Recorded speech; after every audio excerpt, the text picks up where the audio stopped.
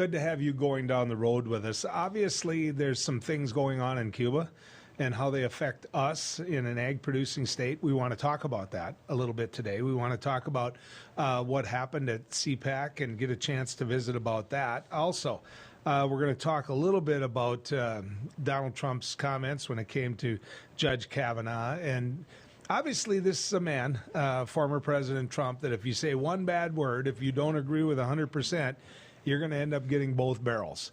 And we're going to show you examples, or at least talk about that today. But I've got a treat for you. I really do. A lot of you are going to know who we're talking about. Now, those of you in Western North Dakota, that doesn't mean that you don't love your country. Well, the gentleman I'm about to introduce does. He's a former Air Force veteran, or he is an Air Force veteran.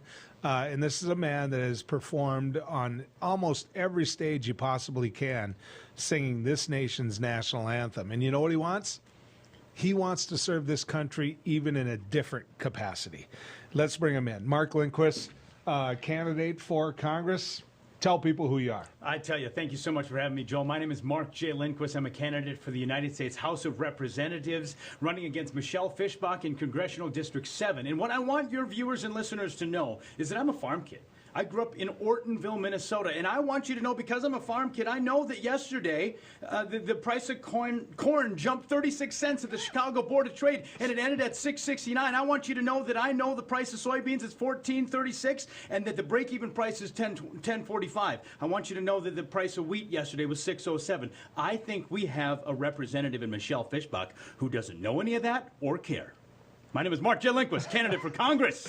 A ball of energy, ladies and gentlemen. You already knew that. Most of you who knew Mark or have seen him before. Mark, she didn't. Fischbach did not know that, the current Congresswoman from the 7th District. I asked her on my radio show what the price of a bushel of soybeans were. If you're gonna represent farmers, right, you should know that price. Absolutely. She didn't have a clue. And I think that was a total faux pas for her, being 25 years in office, and she didn't have that on the top of her mind. I think it maybe is telling. Okay, walk me through this. Yes. District 7. Yes, sir. Your background in District 7. Yes. The name you have in District 7, yeah, and how you got that name in District 7. Walk people through that beginning of your life. Well, I think this is a candidacy you can believe in, because I've been sowing seeds and planting seeds in this district for the better part of 25, 30 years or so. I spent half of my adult life in the district, speaking to people, singing and representing them, in service clubs and organizations, building playgrounds in Fergus Falls, Minnesota. Grew up in Ortonville, Minnesota as a small-town farm kid on a half-section farm out there.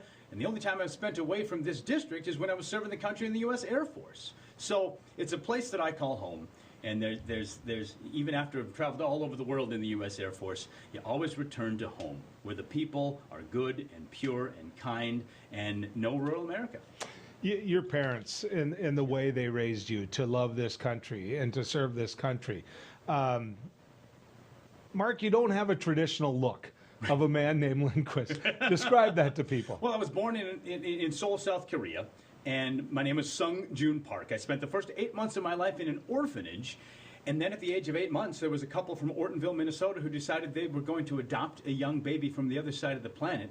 Adopted me at age 8 months. I came here in 1982, and I grew up in Ortonville, Minnesota, population 2,000 as a farm kid.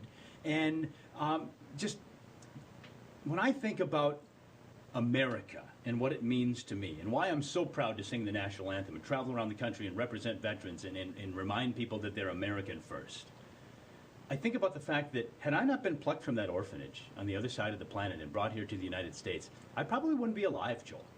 The statistics say that had I aged out of the orphanage system and not been chosen for adoption, I would have been dead by 30. The statistics say that only 15% of us were chosen for adoption. So what does that do for a kid growing up in western Minnesota? It gives you a sense of gratitude for the country you live in, and I love America. Well, it shows. It shows in your service in the Air Force. It shows in how you've performed on just huge stages. We have stopped the whole family when we have seen you sing the national anthem. It's like, Mark's on. knock it off. Yeah. And I'm sorry, but on TV, we don't always pay attention to the national anthem the way we should. But when you perform, it's like, that's home. That he's ours. And what's the biggest stage you've ever sang the national anthem on? Kansas City Chiefs, about 70,000 people in that stadium they pack in there. Did Monday Night Football in 2019 as well as Thursday Night Football at Heinz Field. And so, all told, probably a few million people I'd performed the national anthem for. But when you talk about that in the context of a run for Congress, I want to let you know that there's a little more depth to me than just performing the national anthem. So you think about what it is to be America's veteran who then spends his time traveling around the country in his own dime and own time doing that service to the country. I spent a lot of years in that role. And it has given me a lot of deep thought about where America's going and where we're headed. And I look out at the American landscape and say, the political landscape is pretty ugly these days, right? I don't know many people who are satisfied with the state of American politics. So I have cast a vision for where I think American politics should go. I wrote a book. It's called America 2.0. Thomas Paine wrote Common Sense. Alexander Hamilton wrote the Federalist Papers. I wrote a 33,000-word volume called America 2.0. I have a vision for the future of American politics that isn't so divisive, that brings Americans together. And I'm in this campaign, I'll be talking about it, and I'm putting it out there, swinging big, and letting people judge me by those words and thoughts. Well, and one of the reasons that I asked you about the stage was because I had a chance to talk to you earlier about your time in high school as a member of the Key Club. Yeah. And I think it is one of the defining moments of the courage that it takes as a junior in high school to walk up to somebody and say, listen, give me a chance. I want to show you something. And really, that's similar to what you're doing as a candidate for Congress, Mark. I've always been one to step up and swing big, right? And not been afraid being the only one out there that puts themselves out there. Now, I look at the United States of America right now, and specifically Congressional District 7. And right now we're represented by an individual who voted against free and fair elections, does not believe in the rule of law or representative government. And of the 668,096 of us in this district, somebody has to step up and say, that's not what we believe. She is not representing us to the best of her ability. I don't think she is the best of us. So, once again, like when I raised my right hand to serve in the United States Air Force, I'm not afraid to step up and be counted, right? That enlistment, that oath of enlistment that we took doesn't have an end date, Joel. And so, does it seem natural for me to step up and serve in the Congress? It's because my life is about service. Well, let's talk about that a little bit, because really in the end, the person that I'm going to vote for and the individuals that are watching you on TV right now are going to vote for is the individual with the right beliefs, the right policy, the one that follows their beliefs. Totally. What separates you from Michelle Fischbach? Honesty and truth is my brand, right? I think in the United States of America, we have tried leaders that were crooks. We have tried leaders that were flippant with the truth, even liars. We have tried leaders that didn't have core Minnesotan values at their heart. And so honesty and truth is my brand. That's what I bring. If you ask me a question about A, B, and C, I won't answer you on 1, 2, and 3, right? When it comes to rural Minnesota values, I'm from a farm family. There's 200 years of farming between my dad and my 3 uncles.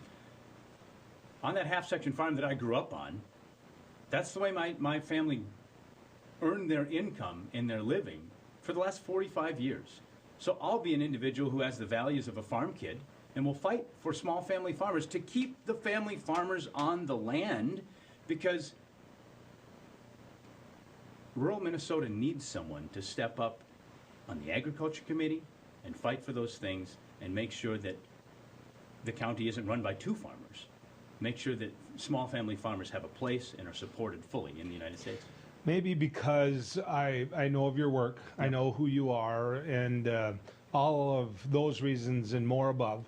And here's one for you. Yeah. I can get in my pickup and drive to Ortonville and not grab a map or not have to key or punch anything in. Yeah. I know where Ortonville is. Yes, sir. And so to have a candidate from a community like Ortonville that is rural and whose main street is in need of dedication. That seems to me to be something that we're desperately missing in the 7th District right now.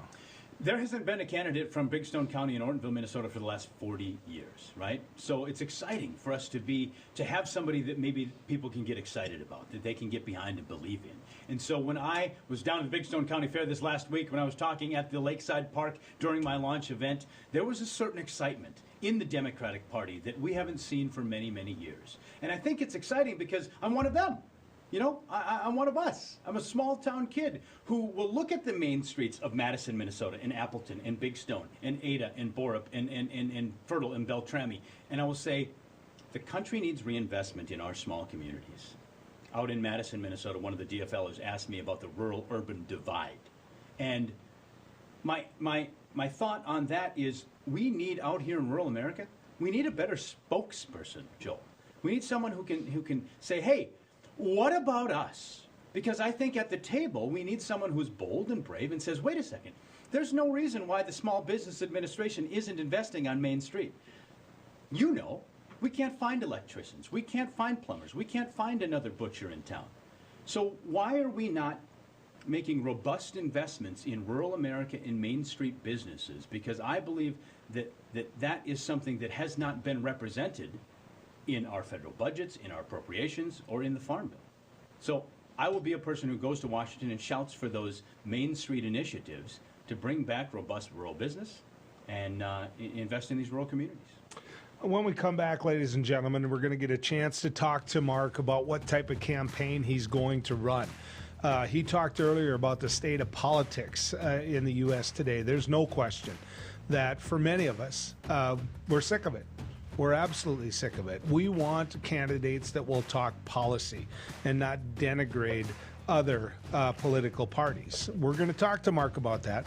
We're going to talk to Mark about how big the district is and what he's going to do to connect with all of it. So stick around. We'll keep going down the road. Howdy, folks. It's the Caroline Cafe. I reckon it's time you're due for a hearty meal. So saddle up for the day with one of our Hey Boston breakfast homemade soups. Fill your grill at our salad bar. Sink your teeth into our famous Caroline burger and barbecue ribs. Top it off with spur rattling pie with a comb roll that's sure to put a smile on even the toughest outlaws. Shake the dirt off the boots each night and warm up with the gang. Tell them about it, Stacy. I can't wait to see you at the county line. Hi, it's me, Anthony Sullivan. And yes, you've actually caught me at home relaxing because life's been pretty worry-free since I got coverage with American Residential Warranty. You won't believe what ARW covers. Heating and air conditioning, washers and dryers, kitchen appliances, plumbing, water heaters, electrical systems, flat screens and laptops, even pools and spas, and so much more. Call American Residential Warranty. They'll get you covered. 1-800-219-1467. Hi, Hunter Ellis here for Night Hero Binoculars by Atomic Beam. These binoculars let you see anything, even in pitch black darkness. Gotcha. The secrets are powerful wide-angle atomic beam laser that reveals objects up to 150 yards away, hidden by darkness. During the day, Night Hero gives you 10 times magnification. And when the sun goes down, press the Night Bright button to see clearly in the dark. Light up garbage-eating critters or spot thieves before they even get close. Call or click now and get Night Hero binoculars for just $39.99. Order right now and you can double it. Plus, get our best-selling atomic beam flashlight, just pay a separate fee. We'll even ship them to you free. This TV special offer is not available on Amazon. You can get it all, but you have to order now. Call 1-800-619-1091. That's 1-800-619-1091. Or visit bynighthero.com. That's bynighthero.com. Order now. Attention, have you or a loved one suffered from maculopathy, a serious retinal injury, after taking the prescription drug Elmiron for interstitial cystitis or bladder pain syndrome? In 2018, a researcher at the Emory School of Medicine linked Elmiron, a prescription drug that treats interstitial cystitis or bladder pain syndrome, to maculopathy, which is sight-threatening and can cause an abrupt change of vision. Call Elmiron Justice for a free legal consultation. Please call 800-395-5680. Non-attorney spokesperson. This is a paid advertisement for legal services sponsored by Nightline Legal. Cases assigned on a random basis to participating law firms. This drug remains approved by the FDA. If you or a loved one regularly took Zantac and were later diagnosed with cancer, call right now. You may be entitled to financial compensation. Potential cancers include bladder cancer, colon cancer, kidney cancer, stomach cancer, liver cancer, pancreatic cancer. Do not stop taking a prescribed medication without first consulting with your doctor. Discontinuing a prescribed medication without your doctor's advice can result in injury or death. Call 1-800-230-9210.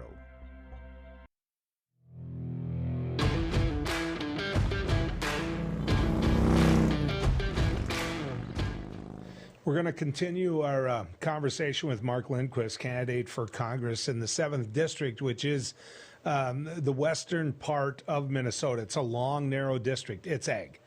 It is ag. It is people that raise cattle. It's people that run dairies. It's people that raise hogs, and it's people that supply them and work with them. Mark talked about a publication that he's written. In fact, he's written a couple. I would recommend these. I would take a look at these.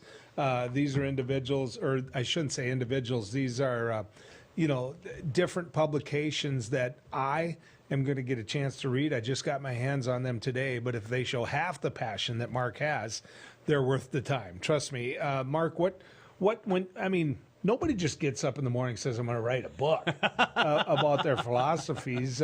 What am I going to find in these books?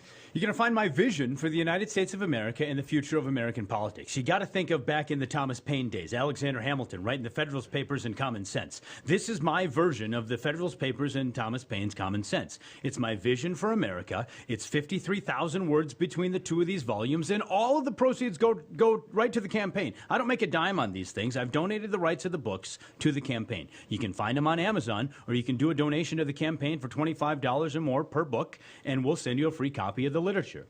And so I figured that if I have a goal, like on the front page of my website, where it says, I'm going to reinvent American politics, because I think everybody thinks it's broken, so I figured that we need to bring some new approaches. I figured that then I needed to cast a vision that was broad and wide and give people the fullness of my thinking. One of the ways I'm reinventing American politics is I think people are so frustrated by political candidates who only give you the little sound bites, the little measured thing that they want you to hear.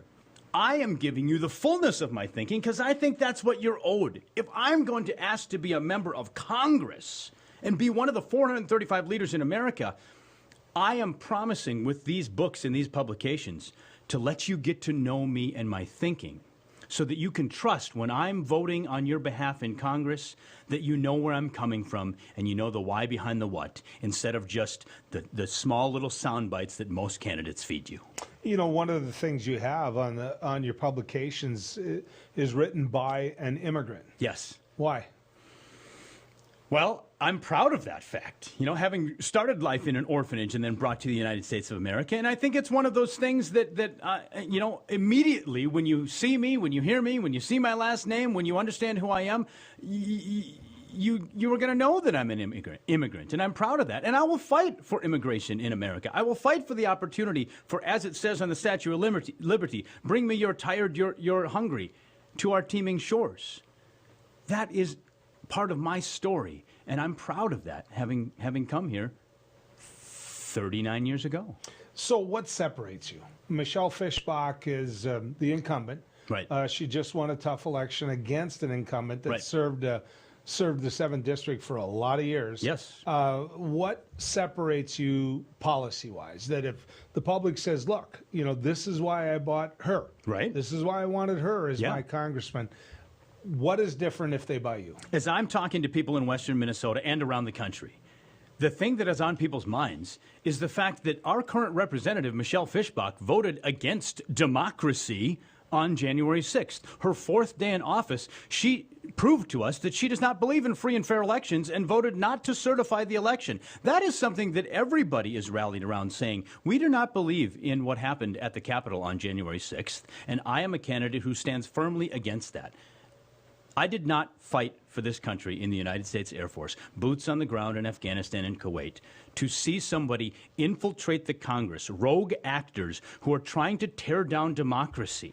And then she votes not to investigate and form a January 6th commission. And those two things, I think, are going to mean the end of Michelle Fischbach's political career. So have you spoke to her? Have you run into her? Have you run into supporters of her that would challenge you? Because in my time in politics, those were some of the most rewarding. Yeah. When you got in a place where you could debate philosophy. I know that'll be coming. Yeah. I know that you'll be holding debates, but Right. When you're in a cafe in Ortonville and somebody walks up to Mark and says, "I voted Fischbach, and here's why," Yeah. how would you answer that? First of all, I haven't seen those people. I think a lot of people are frustrated with Michelle Fischbach in the way that she's conducted herself thus far. Now, I have run into people that would vote for the opposite party that I'm representing, that voted Republican, that voted for Trump, that voted for Fischbach. And here's the magic of my candidacy. As I have talked to people at the Big Stone County Fair, and as I have gathered people at these events, I've won over a lot of Republicans, Joel. Some of the biggest donors to my campaign thus far are Republicans. And so I believe, as you'll see in this book, I think I have some cross appeal. I'm a veteran. I'm a small business owner. I'm a farm kid. I'm interested in ag. I want to be on the ag committee. And I'll fight for rural America. And I believe that I have the ability as a candidate and a person to work with progressives and work with moderate Democrats and work with independents and work with reasonable Republicans. Because even the folks that voted on the opposite ticket than me, that I talked to, we've found agreement. We've found agreement where at the end of the conversation they said, you know what, I haven't voted for a Democrat before, but I think he got me. After a 5-minute conversation. So here's my ask of you. If you are frustrated by what has happened to your party, if you are a Republican, I'm asking you to check me out. Because I believe that I can give you a political home. And I believe that I can win over, like I said, the progressives, the independents, the moderate Democrats, and the reasonable Republicans. I think I have that crossover appeal. I had a chance to meet someone that you remind me of. Yeah. And that's Paul Wellstone. And tragically, the country lost Paul Wellstone when he was at the peak of his service to this nation. Yeah. But for those people that don't know, Paul Wellstone is was a United States Senator from the great state of Minnesota who tragically died in a plane crash. But Senator Wellstone took his race directly to the people of Minnesota. Yeah. He got in a bus. Yeah. And he drove around the state of Minnesota, and he could show up at any small town in the world in a bus that everybody knew. That green bus came to town. They said, hey, Senator Wellstone's here. Yeah. Looks to me like you got the same thing. I saw you pull up in the Yes, parking sir. lot in an RV, and you were driving the thing, and clearly you're going to get out there and meet some people. That is a nod to Senator Wellstone. And first of all, I'm honored that I would even be mentioned in the same sentence. I believe that I do have a similar energy, a pound on the dais kind of representative and politician, someone that brings some energy and enthusiasm to the race. Now, that bus that's out there, I'm going to show up in your small town, and you're going to know I'm there. A lot like Paul Wellstone showed up, right? Mm-hmm. Because here's what I think I bring to this race that maybe we've been needing. Did you know that in 1776, Alexander Hamilton was 21 years old? Aaron Burr was 20. James Madison was 25. Thomas Jefferson was 33. When Thomas Paine wrote Common Sense, he was 39. I believe I bring a young, youthful, vibrant energy to American politics. That we were out in Madison, Minnesota at the Lacaparo Valley DFL organization, and there was an energy in that room full of 50, 60, 75 people and a buzz that they told me that they had not seen for decades. And so if I can hearken back to the days of a Paul Wellstone and conjure some of those images and give a nod to him, I'm honored. Well, as somebody who's almost double the age that Thomas Jefferson was, I can tell you this, I wouldn't want to follow you around for a day. I think I'd sleep pretty well that night. It's going to take money. Yes, sir. You're not going to be able to run this race without money. How are you going to raise money against an incumbent in a Trumpian world? How are you going to do it? Well, here's my thoughts on money in politics, is that I don't think that anybody's happy that the elections cost us $14 billion as a country this last year. Traditionally, it was $6.5 billion. This last year, $14 billion were spent on the election, and 5% of the seats changed. As a business owner, that's a bad return on investment, right? And so I've been thinking about, okay, so how does one get money out of politics? Every politician will tell you that they don't want money in politics, but what is their viable plan? So if you hand me that book right there, So this is my plan to get, or at least attempt to get the big money out of politics, is that Thomas Paine moved 120,000 of his copies of Common Sense in 1776. If I can do the same as these ideas catch fire across the country, if I can move 120,000 of these copies through my campaign, for a $25 donation, we send you a free copy of the literature, right?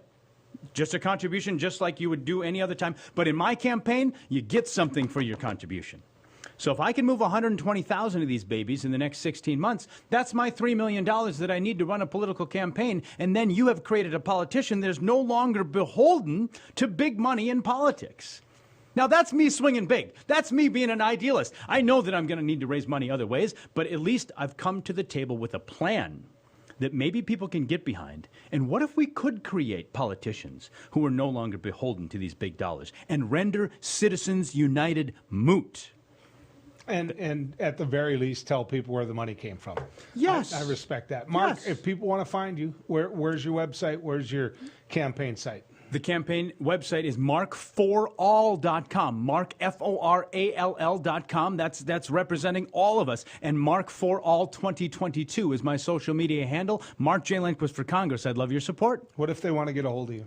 Oh, they can text me. It's 218-593-0076. 218-593-0076. I believe that you should be able to get your idea in your congressperson's head during the commercial break. That's the access I'm allowing. I'm trying to give people direct access to me so that they can get their idea in my head, and then I'll shout it from the rooftops. Are you sure you want to give out your cell? I just did. It's too late, Mark. A ball of energy, ladies and gentlemen, a ball of energy. And I'm glad I had a chance to share that with you. When we come back, I'm going to give you some thoughts when it comes to CPAC and when it comes to, well, a whole bunch of issues. So stick around as we continue our trek down the road.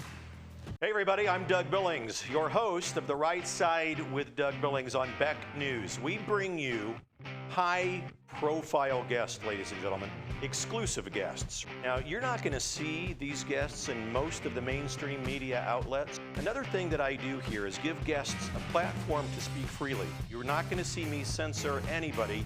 Please join us, won't you? Weeknights right here on Beck TV and online at beck.news. Cheers. Hello, I'm Mike Lindell, and as you know, my passion is to help each and every one of you get the best sleep of your life. That's why I created my new Giza Dreams bed sheets. The first night you sleep on my sheets, you'll never want to sleep on anything else. Go to MyPillow.com or call the number on your screen right now to get your very own MyPillow Giza Dream sheets. When you buy one set of sheets, you'll get another set absolutely free. For the best night's sleep in the whole wide world, visit MyPillow.com. Introducing the Cool Turtle, the ultra-comfortable mask enhancer that creates a protective, cool, and breathable space between your mask and your face. Simply slide under any mask or gaiter and immediately feel the refreshing pocket of air surrounding your face. Cool Turtle's ergonomically designed, soft, comfortable shell immediately reduces mask friction, allowing you to breathe and talk in a comfortable environment. I can actually breathe.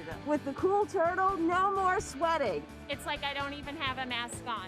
Call now and get not one, not two, but 3 Cool Turtles for just $10. Order now and we'll send you 2 more Cool Turtles free. No fees, absolutely free. Plus, you can get a 10-pack of 4-ply face masks. Just pay a separate fee. This offer is not available on Amazon. Get the real Cool Turtle now.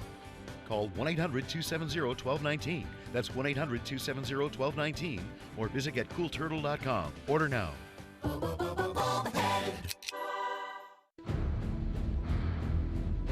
Calling all farmers. Join us Friday, July 16th for Farmers Night at the Bismarck Bucks.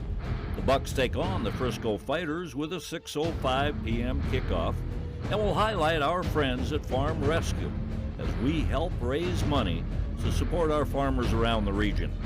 For more information on tickets, please visit bismarckbucks.com. Get your free general admission tickets today.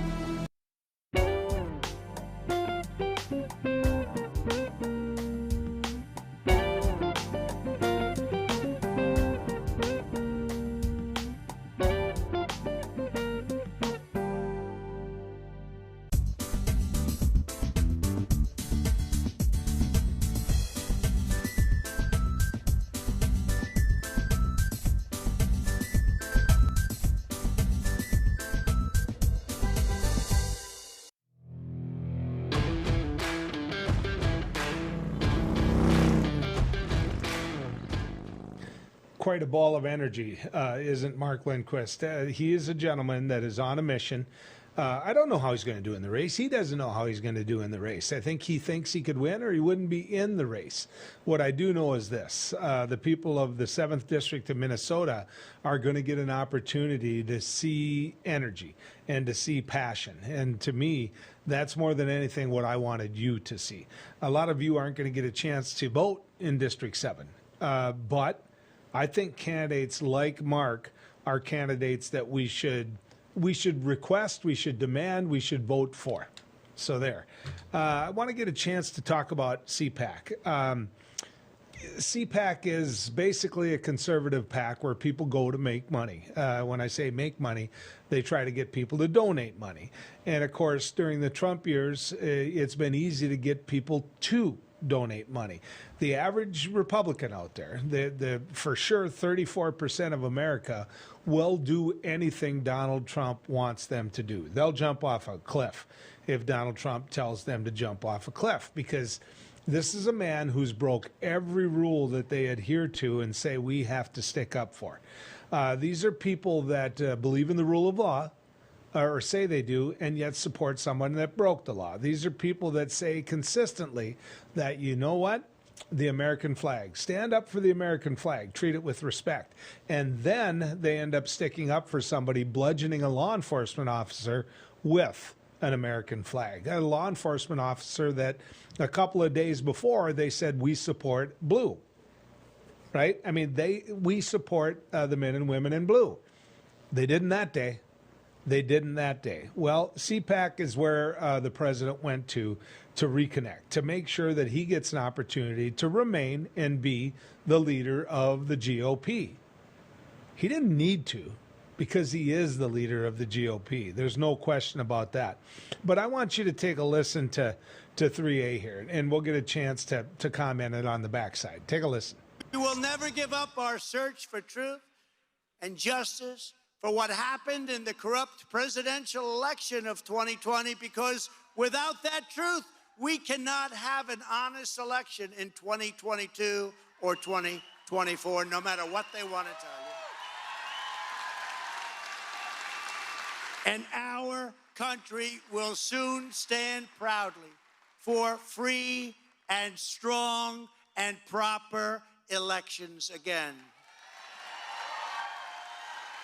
The election fraud of 2020 is the single most requested topic for me and others to talk about, ahead of the border, even ahead of crime, because think of what they've done. What they've done is so sad. Look what's happened to our country in just a short number of months. There is no bigger threat to the United States of America than that. There is no bigger threat to the United States of America than the tearing down of democracy, free and honest elections, than that.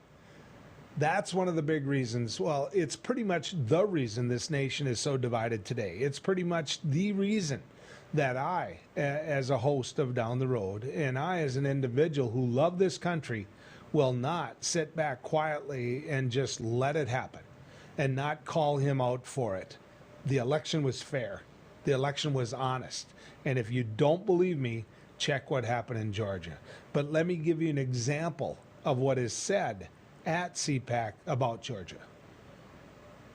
By the way, you have a poll coming out. Unfortunately, I want to know what it is. They do that straw poll, right? Now, if it's bad, I say it's fake.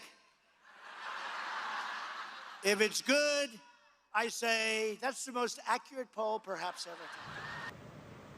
That defines Donald Trump. That defines him. That is the man that we've all come to know. It's acceptable to lie. It's acceptable. That's the one time I remember he didn't lie. That's the one time that he looked at the public and said, look, if it's this, I say this. If it's that, I say this. It goes back to, what he said about New York and whether or not he could shoot someone in New York and not get arrested for it. He believes it. He's lived his life that way. And so to go ahead and go out there and spin and to say that is just, it's who he is. And it's who you've accepted. It's who many of you have said, I like this type of person. I don't. I don't like someone that lies. I don't. I don't want my president of the United States to lie. Even if he's admitting he's a liar. I don't want him to have to admit he's a liar. Now, I'm going to go back to cut 3B and get a chance to talk about Georgia and what happened there. So take a look at this and look exactly at what you're seeing. The governor of Georgia and Georgia Secretary of State let us down. They let us down.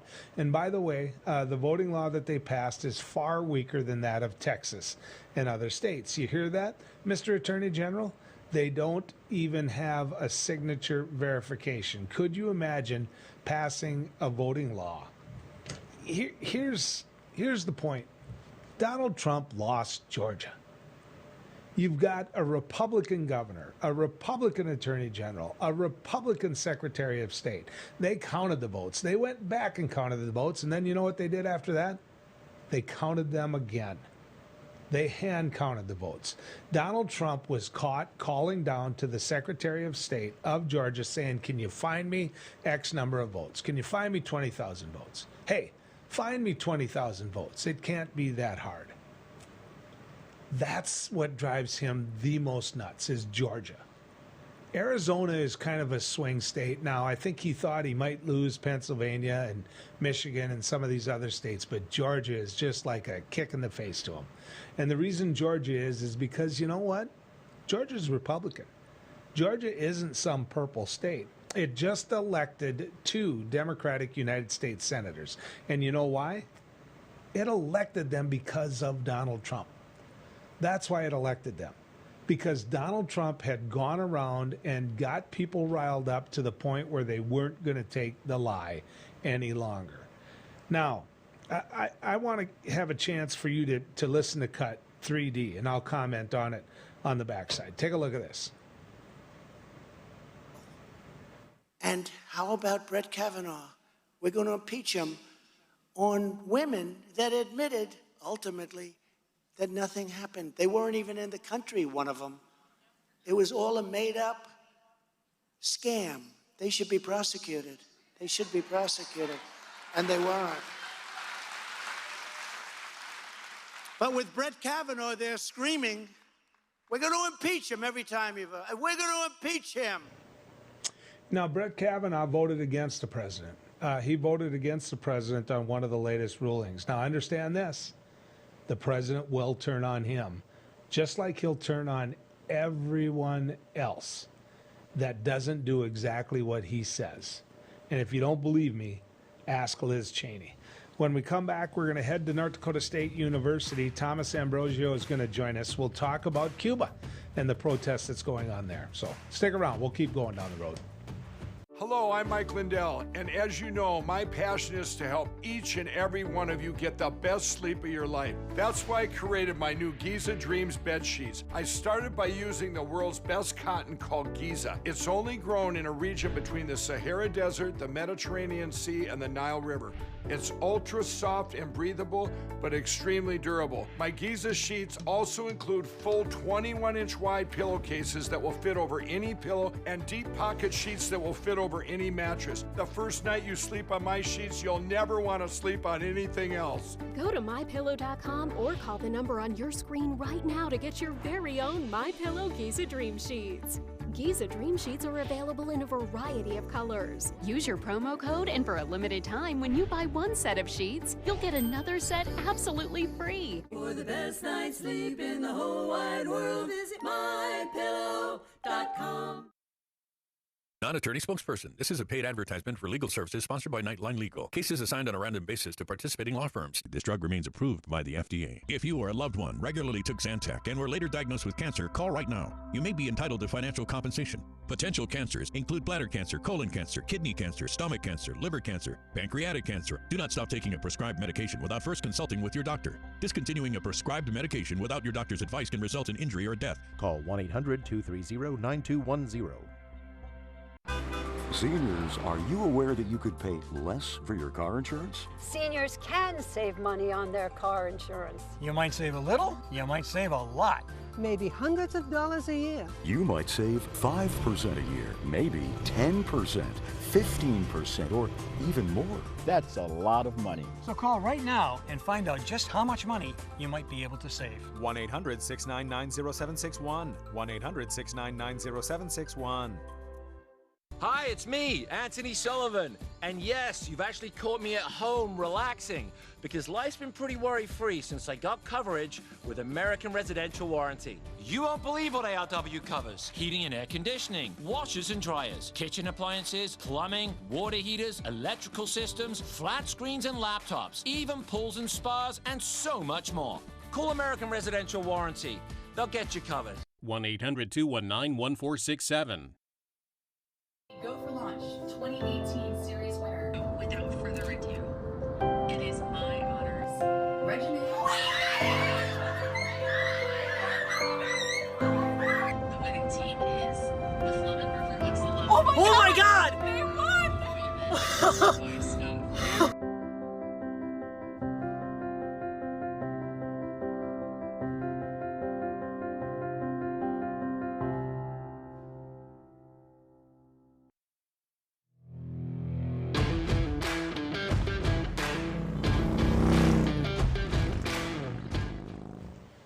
You know, I went there. Let's clear something up right away. I did go to Cuba, and one of the reasons I was able to go to Cuba as a member of the press corps was because of the fact that I had a sister in the United States Senate.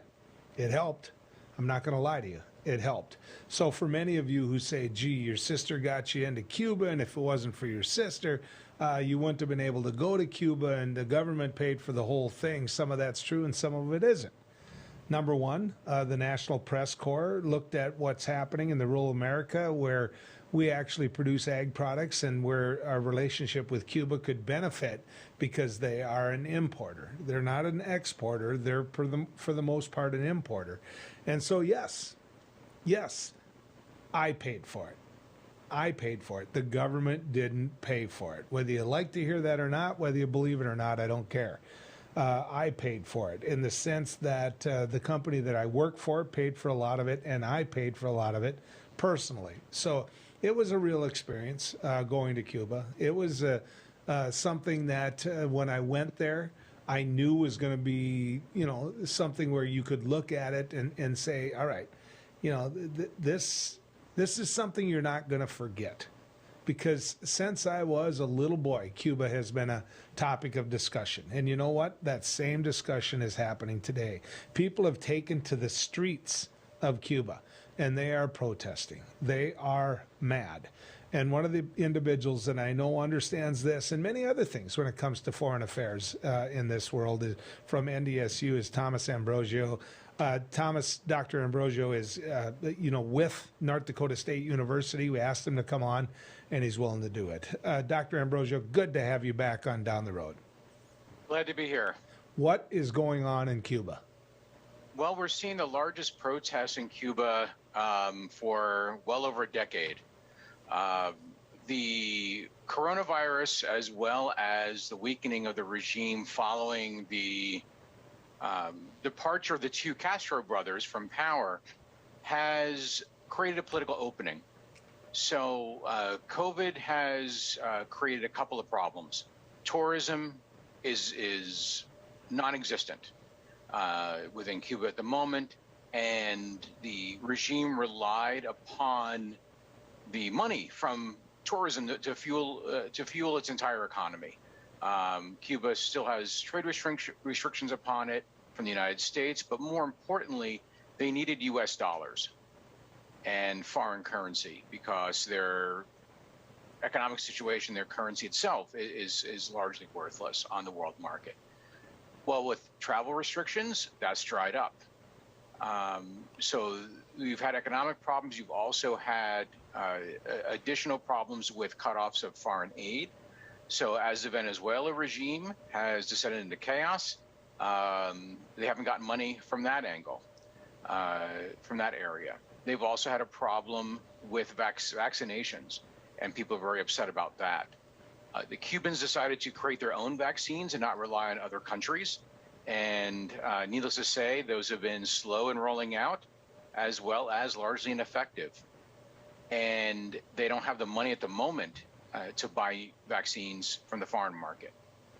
Lastly, this has been for them a difficult summer in terms of electricity production. And you've seen blackouts or more than just brownouts, kind of hour-long or multi-hour long, in some cases multi-day long, power outages within, especially the rural areas of Cuba.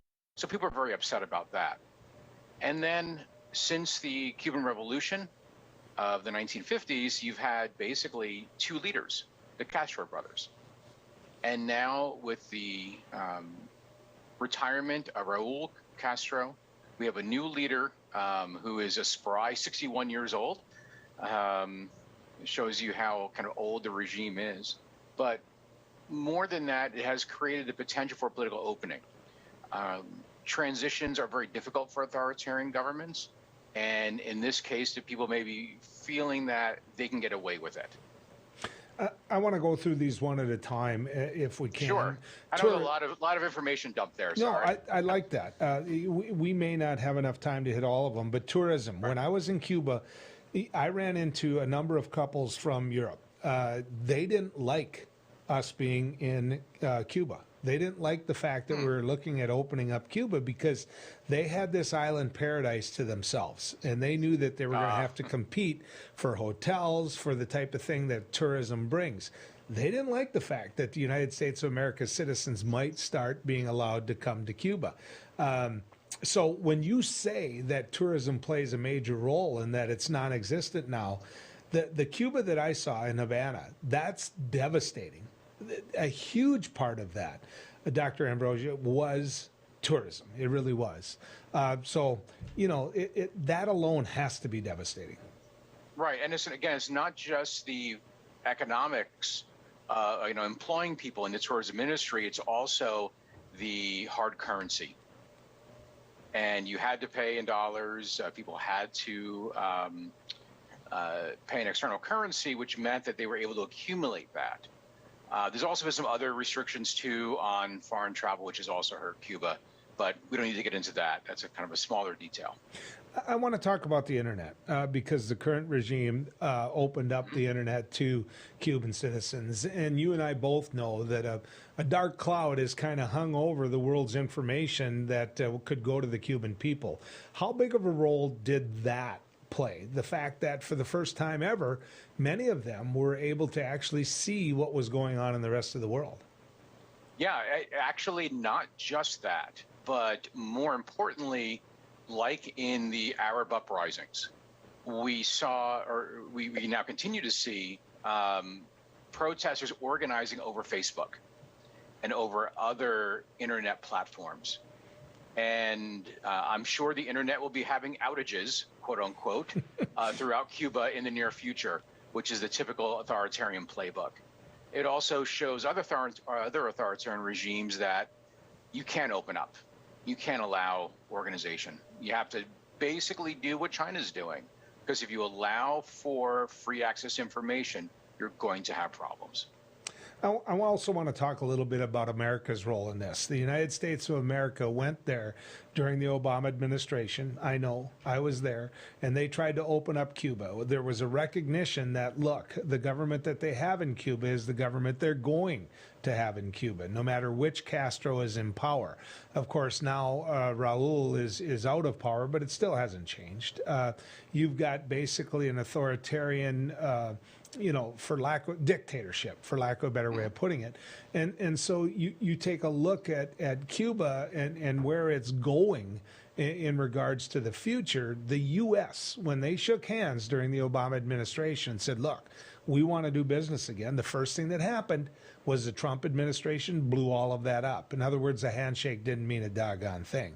Then you go into the Biden administration, and Biden hasn't waffled on that. He's stuck with the exact same things that the Trump administration has said. So if you're the Cuban people and you want change, you want free trade, you want an economy that's bustling, then why in the world would you trust the U.S.? Well, actually, what is interesting is that we have to distinguish between who wants free trade, the government or the people. The people probably want it. They need the economic resources. They need to have jobs. They need to have employment. However, the regime may actually not want that because the regime is now blaming their economic problems on the United States. They're blaming, power outages and everything else on the U.S. So sometimes trade restrictions and trade sanctions can strengthen a regime by distracting the people, by giving it at least an argument. The regime's going to be doing fine. The elites are going to make their money no matter what. But they can possibly rile up that anti-U.S. sentiment, or at least give their people someone to blame. Yeah. And the one thing that you absolutely nailed, which you and I both know, is there's nothing worse than not having air conditioning in Cuba during the hottest time of year. So they're ticked off about that. Doctor, we're going to do this again. I love getting a chance to visit with you, so I appreciate you coming down the road with us. Well, thanks for having me. You bet. We're going to have some closing comments for you when we come back right here down the road. Do you worry about going to the dentist? After all, a visit to the dentist can easily cost $2,000 or more. Well, relax. The Carefree Dental Card is now available in your area. Call now and we'll send your actual card at no cost today. With the Carefree Dental Card, you go to the dentist whenever you need and you instantly pay a lot less. Activate your card and you can start using it immediately. From exams and cleanings to more expensive procedures like crowns, dentures, even braces, they're all included with the Carefree Dental Card. Say you go to the dentist today without any card and your bill is, well, ouch. Wait a minute, let's try that again. You go to the dentist today and show your Carefree Dental Card, you save $525. The Carefree Dental Card is just $15.95 a month, so call now and make going to the dentist carefree. Call 1-800-416-5739 to receive your Carefree Dental Card information kit. 1-800-416-5739. Call now. I can't say enough good things about these nano hearing aids. Real people talking about nano hearing aids. The hearing quality is great. Until now, hearing aids used to be too expensive for the average person. Until nano. Call now and you'll get your nano hearing aids for only $297. You'll save $100. When you buy one hearing aid, Nano will give you a second hearing aid free. Call right now. 1-800-213-3815. Spas, etc. You've come to know and trust us for over 18 years with the largest selection and showroom in Western North Dakota for our beautiful Sundance spas. Plus, you could pick out your next home experience with our selection of pool tables, shuffleboards, and fun accessories. Spas, etc. Your relaxation destination on Main and Bismarck. Calling all farmers. Join us Friday, July 16th for Farmers Night at the Bismarck Bucks. The Bucks take on the Frisco Fighters with a 6:05 p.m. kickoff and will highlight our friends at Farm Rescue as we help raise money to support our farmers around the region. For more information on tickets, please visit bismarckbucks.com. Get your free general admission tickets today. Attention! Have you or a loved one suffered from maculopathy, a serious retinal injury, after taking the prescription drug Almiron for interstitial cystitis or bladder pain syndrome? In 2018, a researcher at the Emory School of Medicine linked Almiron, a prescription drug that treats interstitial cystitis or bladder pain syndrome, to maculopathy, which is sight-threatening and can cause an abrupt change of vision. Call Almiron Justice for a free legal consultation. Please call 800-395-5680.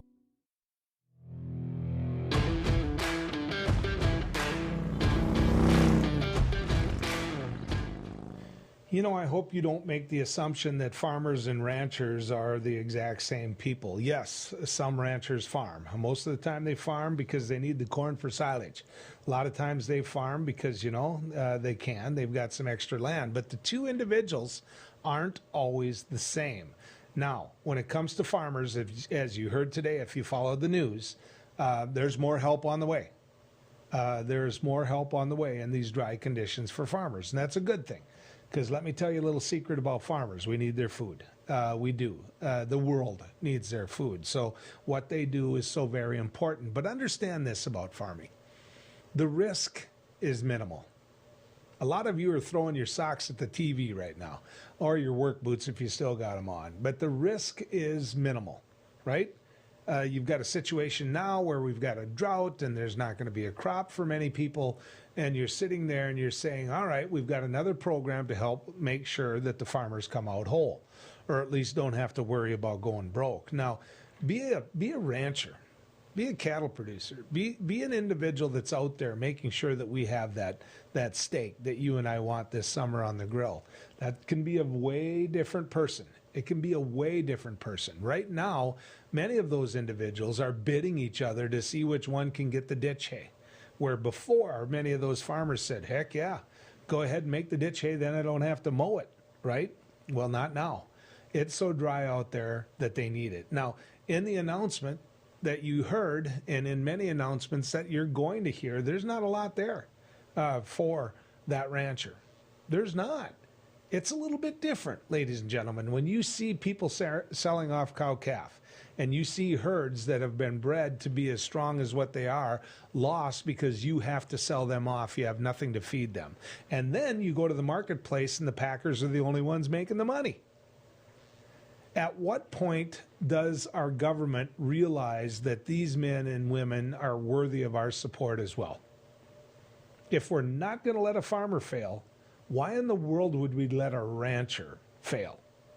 I think in the eyes of government, they think they're all the same, and they are not always the same. And I think it's a little bit to do with the rancher's attitude. We don't need government. We don't need government. There's times you need government. We need to open up CRP.